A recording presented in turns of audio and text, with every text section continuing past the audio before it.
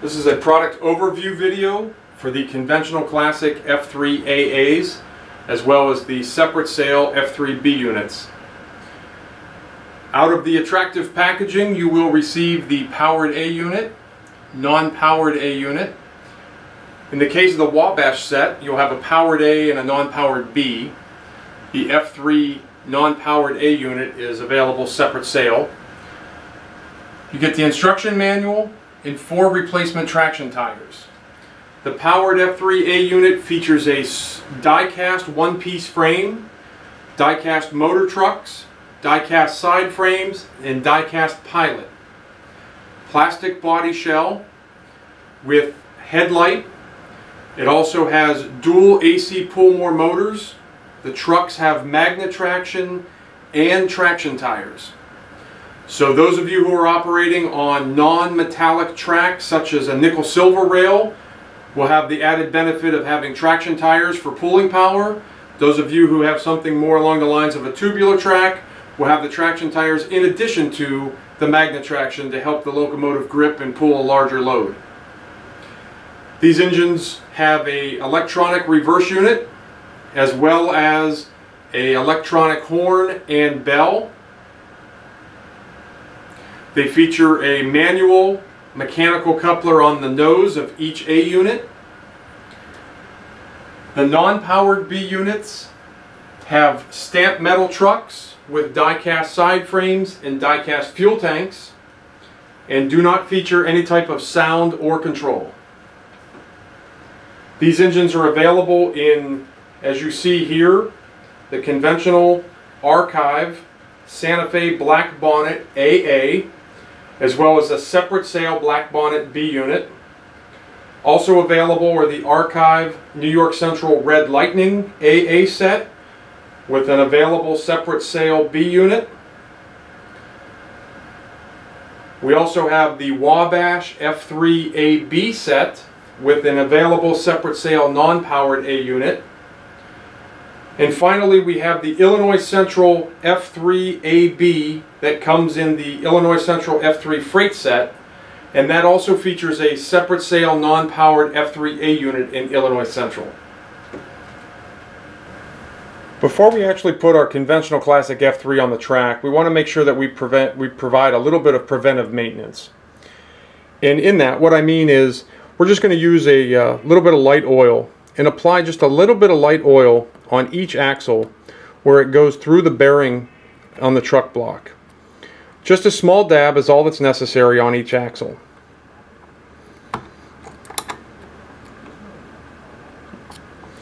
You want to repeat this process for both trucks.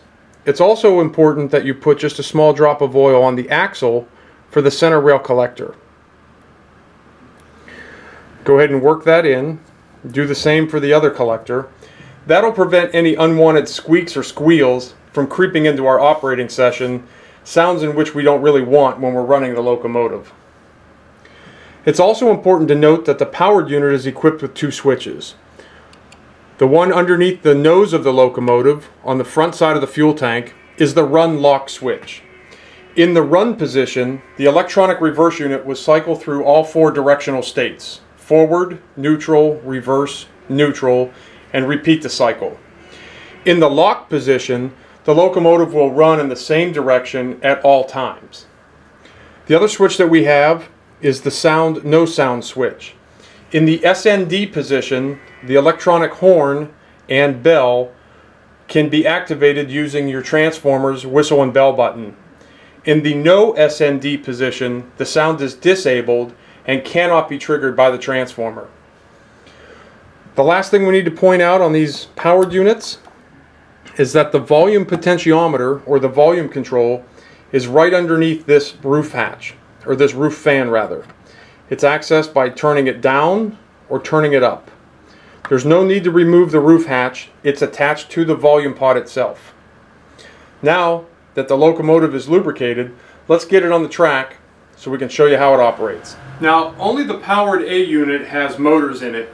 The non-powered A unit does have collectors on the trucks, but it's only equipped with a single bayonet-based lamp in it for the headlight.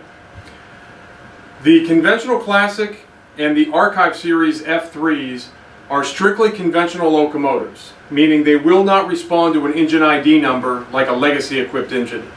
These F3s are equipped with an electronic reverse unit called an ACMC, and also what we refer to as an RSL, or Rail Sounds Light Board, which features a horn and a bell. The volume pot for the sound system is this forwardmost roof fan.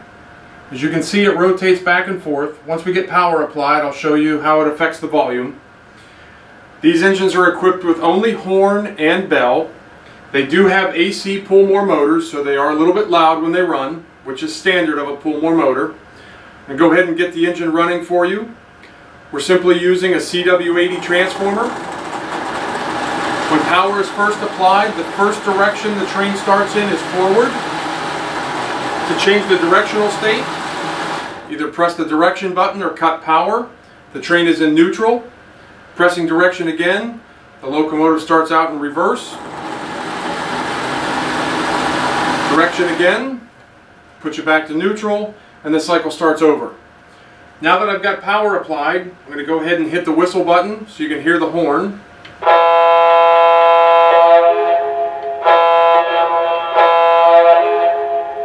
And the bell.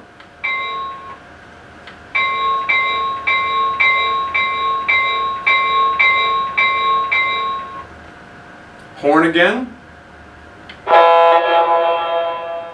Get the engine running.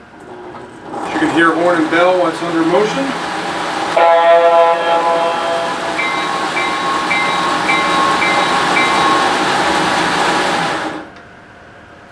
And I want to show you that volume pot, so I'm going to go ahead and blow the horn.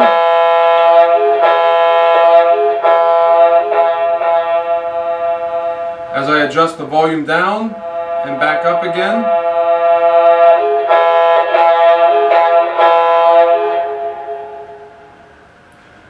Now, these engines are equipped with AC pull-more motors, and it is not uncommon for these pull-more motors to require periodic maintenance. In the next video, or the next segment of this video, I'm going to show you how to remove the shell safely and how to service the AC pull-more motor. All of the parts for these locomotives are available at Lionel.com under Customer Services and specifically under Replacement Parts. Simply type in the 6-5-digit product number for each F3 that you have, and a complete list of all the parts available for these engines will appear. The reason I point that out is because the brushes will be consumed over standard use. The brushes will eventually wear down and need to be replaced. We have the brushes in stock, we have the motors in stock, we have the trucks, everything you need to service this locomotive now and well into the future. As we mentioned earlier during the operation, pull-more motor equipped locomotives will need periodic servicing to keep them running a long, healthy life.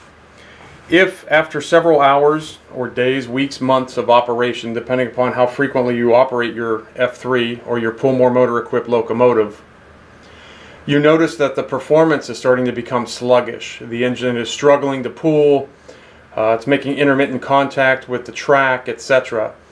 That'll be a pretty good signifier that the engine's ready to be serviced. Servicing these F3s is very simple.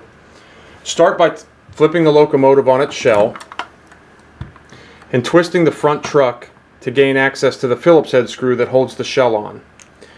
Using a number 1 Phillips head screw driver, you want to go ahead and remove that Phillips head screw completely.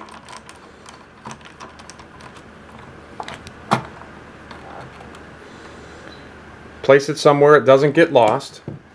You can then flip the engine back over and lift the nose of the engine up.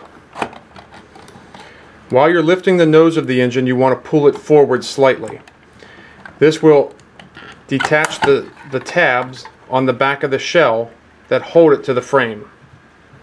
Now you can leave the locomotive like this, but we suggest that you unplug the 3-pin volume pot connector on the soundboard.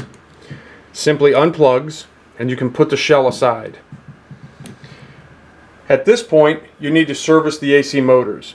To do that, you simply remove the 2 Phillips head screws so that you're able to remove the brush plate. Once you've removed the 2 screws from the brush plate, put them to the side. Should those screws magically disappear on your workbench, it's most likely that those screws have attached themselves to the magnetic wheels on the underside of the truck.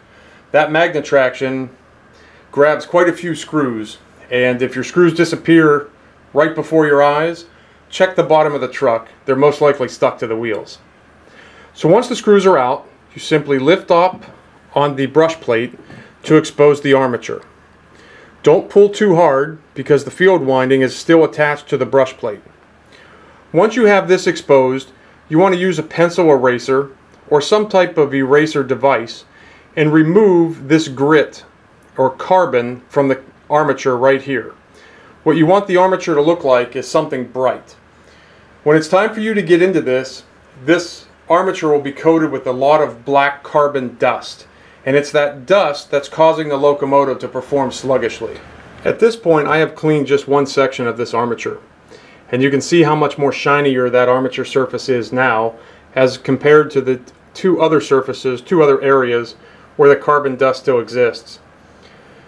It's also a real good idea that once you get that carbon cleaned up from the armature, that you go over it with some type of cleaning solution. Here in Lionel Customer Service, we like to use Q-tips with just a small amount of Goo Gone on the tip. That Goo Gone will help us clean up that surface entirely and ensure that we have good electrical contact from the armature to the brushes. Now you also want to clean the underside of the brushes too, where it contacts the armature. And this can be done using that pencil eraser, or in our case we use a fiberglass eraser, which we buy commercially locally. Clean the carbon off of those brushes. Make sure that that armature is completely clean, and then reattach your brush plate. You want to make sure that the brushes remain in the brush holders and don't pop out, and that the springs on the top are still applying pressure from the brush plate through the brush onto the armature.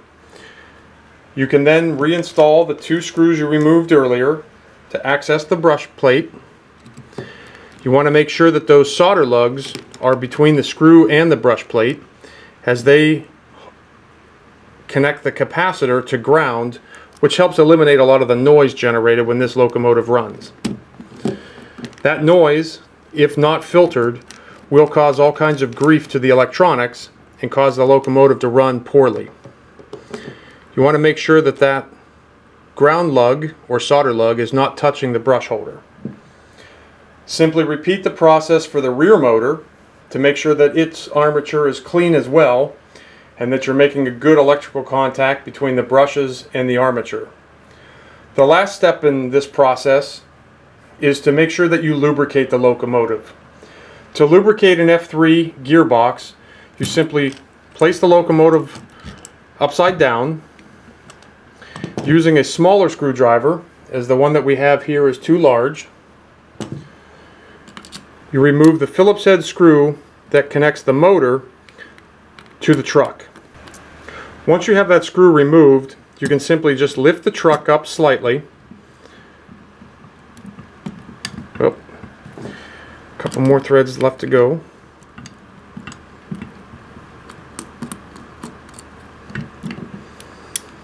To expose the gearbox. You want to apply some grease inside this gearbox here. A liberal amount is acceptable. Once you've applied grease in that gearbox, you can reattach the motor to the truck, making sure that the flat spring is positioned so the curve faces the motor. Sandwich the frame in between it, making sure you don't get any wires caught in there.